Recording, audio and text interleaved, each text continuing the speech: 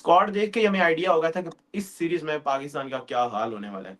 मतलब I mean ठीक है, आप T20 वर्ल्ड कप हारने के बाद आप उन लोगों को पनिश करना चाह रहे हो किसी भी वे में, पहले फाइंस की बात भी आई या बाकी मतलब टीम से ड्रॉप होना भी, बट पाकिस्तान की टीम है यार, वनडे टीम को इतना खराब करना है कि वनडे टीम आपकी सेटल चल रही है जिसमें फखर साइम, चलो फखर इंजर्ड हो गया, बाबर, आपकी एक सेटल्ड, और वो भी ऐसी टीम थी जिसमें आपने साइम को तो रिसेंटली शामिल किया ना, चैंपियंस ट्रॉफी में तो इंजर्ड हो गया, उसके बाद अभी साइम आगे सेटल होना शुरू हुआ, नीचे आपने हुसैन तलत को ऐड किया।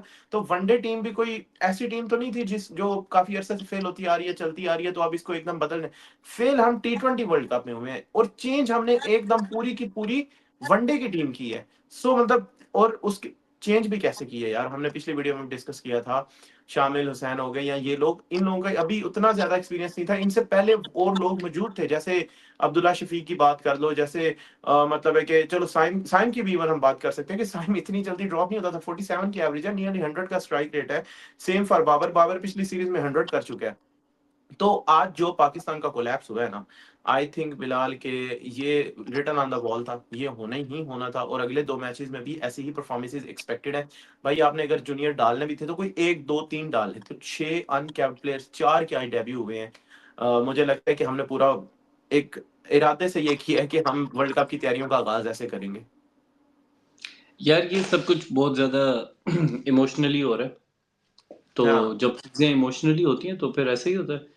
अभी देखो ऐसा तो है नहीं कि 2027 का वर्ल्ड कप में बाबर साइम फखर होंगे नहीं, वो फॉर श्योर होंगे। तो जब उन्होंने होना है तो अभी उनको, अच्छा अगर आपने उनको रेस्ट देनी थी, बड़ी सीरीज नहीं है तो चलो छोटी सीरीज है तो आप उनको रेस्ट देना चाहते हो, ये वाला फॉर्मूला अगर आपने अपनाना था तो वो भी तब किया जा सकता था, या तो आपकी टीम बहुत अच्छी हो, तो या फिर आपका बहुत अच्छा विनिंग रिकॉर्ड आ रहा हो, या लड़के बहुत एग्जॉस्टेड हो के बहुत ज्यादा क्रिकेट खेल लिया हो, तो इस वजह से आपने रेस्ट देनी थी। तो इंटरेस्ट दे के भी जो अल्टरनेटिव ऑप्शन थे वो आपने सही चूज नहीं किया, आप बिल्कुल ही नए लड़के लेके आ गए हो। जो आपके पहले सर्किट में थे लड़के, उन लड़कों को आपने अपॉर्चुनिटी दी नहीं है। तो आई थिंक इमोशनली जब डिसीजंस होते हैं फिर उनके ऐसे ही रिजल्ट्स आते हैं। एंड मेरे ख्याल से कोई होप नहीं है किसी चीज़ की भी बेहतर होने की, कुछ नज़र नहीं आ रहा। इवेंचुअली वी विल सी के जो लड़के हमने ड्रॉप किए थे, इनको without any practice world cup से 1 2 महीने पहले जो है ना, जैसे शदाब ने डायरेक्ट एंट्री मारी थी टीम में, ऐसे डायरेक्ट एंट्री आपको नजर आएगी बाकी सब लड़कों की। तो अभी जो ड्रॉप हुए हैं, या तो ये हो ना कि इनका कोई क्राइटेरिया हो कि भाई ये ड्रॉप हुए हैं, इन्होंने ये परफॉर्मेंसेस देनी है इस डोमेस्टिक सर्किट में, तो इन्होंने फिर वापस आना है।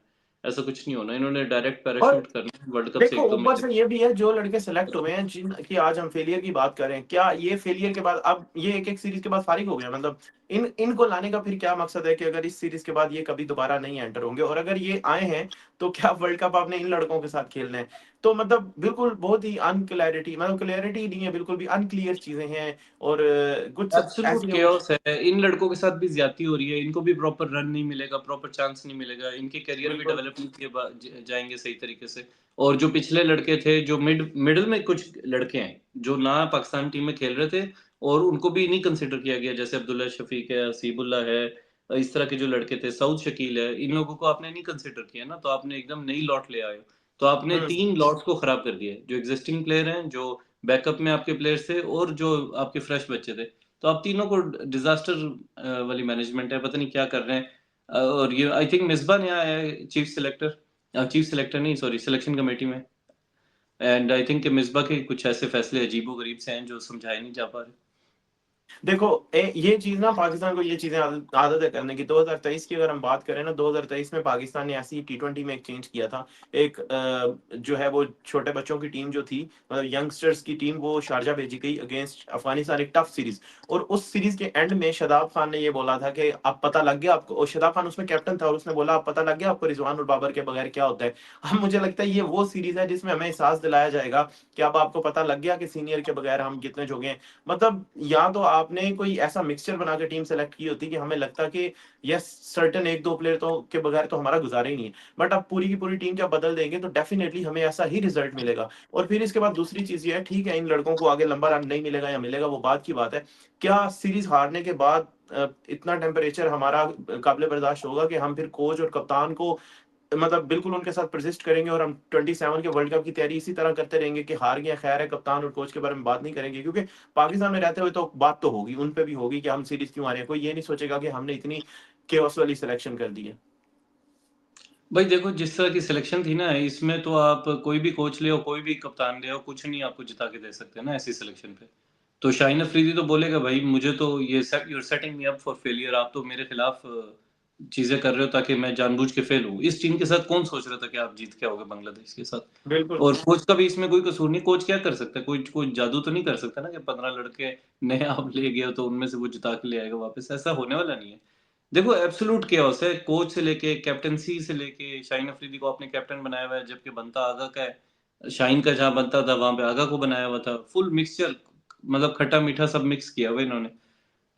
कुछ भी ठीक नहीं है कि आप बोलो ना कि कोई एक चीज ठीक है, selection committee, coach, captain, selection, सब चीजें गलत हैं। इवेंचुअली बस ये होने वाला है कि पीएसएल आ जाएगा, we will forget about this, इस सीरीज की कोई इतनी ज्यादा बात तो होने वाली नहीं है। तो पीएसएल में soon we will forget about it, और अपने अपने पर्सनल माइलस्टोन्स के ऊपर लड़के जो है वो करेंगे, फ्लेक्स करेंगे भाई हमने ये बनाया तो हमने वो बनाया है, तो सब हर कोई अपने स्टैट्स दिखाएगा पीएसएल के बाद, और फिर जो हमारी वनडे की सिलेक्शन है वो पीएसएल की बेस पे होगी। एंड फिर हम देखेंगे कि एक नई वही पुराने लड़के जो हमारे होते थे वही लड़के आपको खेलते हुए नजर आएंगे, कुछ भी फर्क नहीं पड़ने वाला। चलो देखते हैं अब अगले 2 मैचेस में क्या होता है। और अब एक आई थिंक खैर इससे मुझे बड़ा एक कंसर्न ये था कि हमारे कप्तान ने जो जो बात की है कि भाई मेरी वॉच के नीचे मैं ये नहीं होने दूंगा कि स्पिनर को मैं खेलने दूं, मैं फास्ट बॉलर की हाँ। टीम में, इंतहाई स्टूपिड तरीन यार बात की नहीं, है उस उसने बंदे ये नहीं बोला। देखो उसने जो बोला है उसने, मैं तुम्हें बता देता हूँ फिर उसके बाद तुम कमेंट करना। उसने बोला है, जैसे सवाल हुआ है कि 50 ओवर्स करवाए गए वेस्ट इंडीज ने अपने स्पिनर से बांग्लादेश की कंडीशन में, क्या आप भी कुछ इस तरह की स्ट्रैटेजी बनाओगे कि स्पिनर स्पिन डोमिनेट आपका अटैक होगा।